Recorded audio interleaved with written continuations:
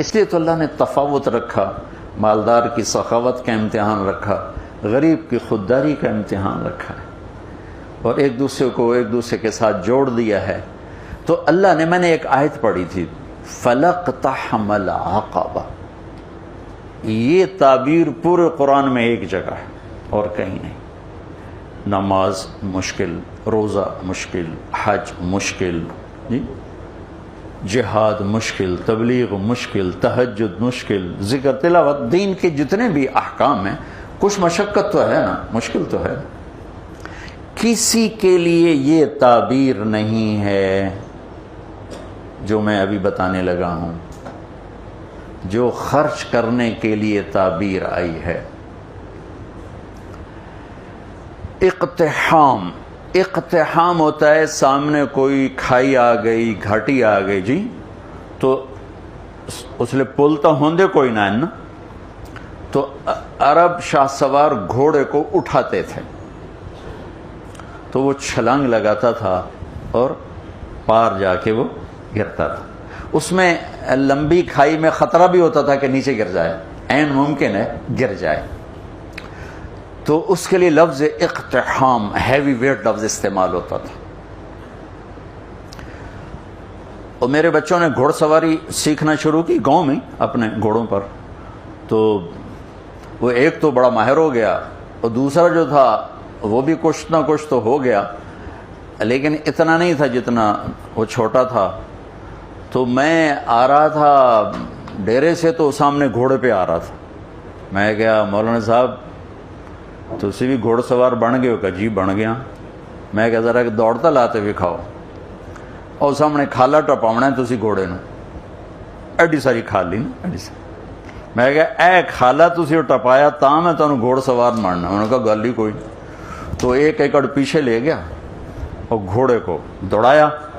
اب اتنی مہارت تو تھی نہیں، جب گھوڑا آیا قریب، اس کو اٹھانے کا طریقہ نہیں آیا، تو گھوڑے نے یوں گردن موڑی تو بیٹا صاحب عہدے جا ڈٹھے تھے، گھوڑا عہدے جا کھلوتا، اور شکر ہے زمین کچی آئی، کچھ ہویا نہیں۔ اقتحام، گھوڑے کو اٹھانا اور جان خطرے میں ڈال کے کھائی کو پار کرنا۔ وہ جو عمرو بن ابن ود نے کیا خندق کے موقع پر، ایک آدمی جس نے پیچھے سے گھوڑے کو اٹھایا اور چھلانگ لگا کے دوسری طرف جا کر وہ کھڑا ہوا۔ مشکل کام۔ تو اب گھوڑ سواری ختم ہو گئی، لہذا اس کی سمجھ بھی بڑا مشکل ہوگا کہ بھئی وہ کمیں اوکھا ہے تو کمیں نہیں اوکھا، لیکن میں نے تھوڑی سی تصویر پیش کر دی۔ تو اللہ کہتا ہے تم نے پھر چھلانگ کیوں نہ لگائی؟ فَلَقْتَحَمَ الْعَقَبَةَ، پھر تم نے چھلانگ تو لگائی کوئی نہ۔ یا اللہ وہ کی ہے، وہ کیڑی گھٹی ہے جن دوتے اسی دھرک مارنا ہے، چھال مارنی؟ تو انہوں نے کہا فک و رقب، مصیبت زدہ کی مدد کر، مصیبت میں گھرے ہوئے کی گردن چھڑانا۔ اب یہ ایک ایشو لے کر آئیں، بیمار کی گردن بھی پھنسی ہوئی ہے، اور ہمارے ہسپتالوں کا جو حالات ہیں وہ بھی آپ کے سامنے ہیں۔ کچھ حکومت کا خزانہ تھوڑا ہے، کچھ ہمارے معاشرے میں دیانت کوئی نہیں، خدمت کا جذبہ کوئی نہیں۔ میں ہاتھ جوڑ کر ڈاکٹروں کے آگے کہ ہمارے اکثر ڈاکٹر تاجر ہیں، ڈاکٹر نہیں ہیں۔ وہ پیشنٹ نہیں ڈیل کرتے، وہ کسٹمر ڈیل کرتے ہیں۔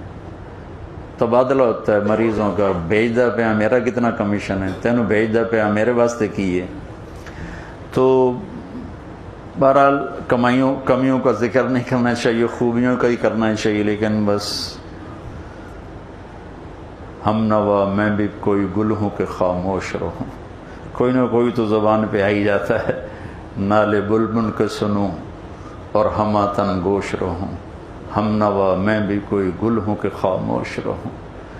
آہ تو آئی جاتی ہے زبان کہ جب ڈاکٹر ہی تاجر بن جائے اور پیشنٹ کو ایسے ڈیل کرے جیسے کسٹمر ہوتا ہے۔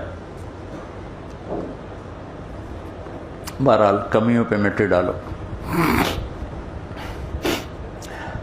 تو میرے رب نے لوگوں کی مدد کرنے کی جو تعبیر کی ہے وہ ہے چھلانگ لگانا۔ تو انہیں چھلانگ کیوں نہ لگائی؟ کیا یا اللہ تہجد نہیں، روزہ نہیں، حج نہیں، جہاد نہیں، قرآن دی تلاوت نہیں، ساڑی طرح بہ کے بخاری پڑھاونا نہیں. کیا یا اللہ کہ میرے دکھی بندوں کی گردنیں آزاد کرا، دکھیوں کی مدد کر. او اطعام فی یوم ذی مسغبۃ یتیما ذا مقربۃ و مسکینا ذا متربہ. یا غریب رشتہ داروں کی ضرورتوں کا خیال کرنا، مسکینوں کی ضرورتوں کا خیال کرنا. ایک ہوتا فقیر، ایک ہوتا مسکین. مسکین ہے سکن ہو جانا، ایسی کیفیت کہ وہ بالکل پتھر کا بت بن گیا ہے. یہ فقیر سے بڑا غریب ہوتا ہے. تو میرے رب نے کہا غریبوں کی مدد، رشتہ داروں کی مدد، جن کی گردنیں بیماری میں، قرضے میں، کسی بھی چیز میں پھنسی ہوئی ہیں، آزاد کرانا. یہ ہے گھاٹی کو پار کرنا، یہ ہے گھاٹی میں چھلانگ لگانا، یہ ہے کھائی کو پار کرنا. ایمان کو بعد میں ذکر کیا، ثم کان من الذین آمنوا وتواصوا بالصبر وتواصوا بالمرحمہ. پھر ایک تھوڑا سا قانون بتا دیا کہ یہ صفات کافر بھی کر سکتا ہے، لیکن قبول اس کی ہوں گی جو ایمان والا بھی ہو، صبر والا بھی ہو. ایمان والا بھی ہو، صبر والا بھی ہو. تو ایک بہت بڑا ڈاکٹر صاحب نے مطالبہ رکھا ہے، ہم ساری باتیں حکومت پہ کیوں چھوڑتے؟ دنیا میں سفر ہوتے ہیں. میں نے ایک دفعہ وہاں تھا، یہ سویڈن، وہ ساری ویلفیئر کنٹری ہے. تو میں نے وہاں ایک سویڈش مسلمان تھا اور عالم بھی تھا، مدرسے میں پڑھا اور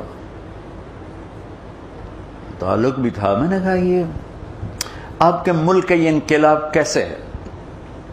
کہا حکومت نہیں لے کر آئی تھی، عوام لے کر آئے تھے. 90 سال پہلے اس ملک کے 10 لاکھ آدمی ملک چھوڑ کے چلے گئے بھوک کی وجہ سے. یہ ملتا کچھ نہیں، فقر کی وجہ سے ملک چھوڑ کے چلے. جب وہ چلے گئے تو ہمارے ملک کے سمجھدار، تاجر، پڑھے لکھے اور غریب سب مل کر جمع ہوئے کہ اگر اسی طرح لوگ جاتے رہے تو ملک تو صحرا بن جائے گا، تو ہمیں اپنے دیس کے لیے کچھ کرنا چاہیے. تو انہوں نے حکومت کو پیچھے کر دیا اور خود فلاحی کاموں میں لگے اور دنیا کی بہترین فلاحی حکومت بن گیا. ہماری حکومت بھی ذمہ دار ہے، لیکن وہ ہماری حکومت غریب حکومت ہے اور کچھ بددیانتی کی انتہا ہے، خیانت کی انتہا ہے. تو ہر جگہ تو وہ پہنچنا بھی چاہیں تو نہیں پہنچ پاتے ہیں. تو آپ لوگ، ہم لوگ مل کر اینٹ پہ اینٹ رکھیں تو کتنے ہسپتال بن سکتے ہیں، کتنی بچیوں کی شادیاں ہو سکتی ہیں، کتنے بے گھروں کو گھر مل سکتے ہیں، کتنے مسکینوں کی ضرورتیں پوری ہو سکتی ہیں. یہ اللہ کو انتہائی پسند ہے. سہولت دینا اپنے اللہ کے بندوں. ایک حدیث سنا کے بعد ختم کرتا کہ اللہ کو اپنے بندوں کو سہولت دینا کتنا پسند ہے. میرے نبی نے فرمایا کہ ایک آدمی قیامت کے دن پیش ہوگا. بنی اسرائیل پہلے فرشتے، پہلی چیکنگ فرشتے، ہاں بھائی کیا ہے تیرے پاس؟ کہے گا زیرو، کچھ نہیں. پھر کہیں گے کوئی سوچ وچار کر، کچھ. اس کو اللہ کے سامنے پیش کریں گے، یا اللہ تیرا بندہ ہے، سن لو کیا کہتا. اللہ تعالیٰ فرمائیں گے آج کے دن کچھ لائے ہو؟ کہے گا کچھ نہیں لایا. تو اللہ تو کریم ہے نا. اللہ کہیں گے کوئی سوچتا صحیح، کوئی بھلے نال ہی کر بیٹھو ہمیں، سوچتا صحیح، کچھ تو کیتا ہوئے گا تم. تو سوچ سوچ سوچ کے کہنے لگا یا اللہ میں تاجر تھا، تاجر تو لوگوں کو مال دیتا تھا. جب کوئی دینے کے قابل نہیں رہتا تھا، کوئی اس پہ آفت آ گئی، نقصان ہو گیا، گھاٹا پڑ گیا، تو میں اپنے ملازموں سے کہتا تھا اس کو معاف کر دو، مطالبہ نہ کر. اور جب کوئی دے سکتا تھا اور دینے میں دیر کرتا تھا تو میں اپنے ملازموں سے کہتا تھا اسے تنگ نہ کرو، جب دے گا ٹھیک، ادھر مگر نہ پہ جاؤ. یہ آپ کے بازاروں میں روز لڑائیاں ہوتی، وہ گریبان پکڑے ہوتے ہیں، ٹیلی فونوں پہ لگے ہوتے ہیں گالیاں دے دے، کیونکہ کاروبار سارا ادھار پہ چلا گیا ہے، دینے والا دینے کے لیے تیار نہیں، لینے والا سوٹا لیتے سر تے کھلوتا ہے۔ تو انہوں نے کہا یا اللہ بس میں یہ کرتا تھا، جو دے نہیں سکتا تھا اسے معاف کر دیتا تھا، جو دینے کے باوجود دیر کرتا تھا اسے تنگ نہیں کرتا تھا، نہ اس کے ایمان کے بعد اور کچھ نہیں، ایمان کے سوا اور کچھ نہیں۔ تو اس پر اللہ تعالیٰ فرمائیں گے واہ واہ، تو نے میرے بندوں کے ساتھ اتنا سہولت کا معاملہ کیا، تو میں رب ہو کر کیوں نہیں کروں گا؟ چل جا معاف کی موجہ جاؤ جنت، میری جنت میں جا۔ اللہ بڑا کریم ہے، تھانے دار نہیں ہے، رب ہے، رب رب کریم، رب معاف کر کے خوش ہو رہا ہوتا، اجی تو بدلہ لے کے خوش ہونا ہے، وہ معاف کر کے خوش ہوتا۔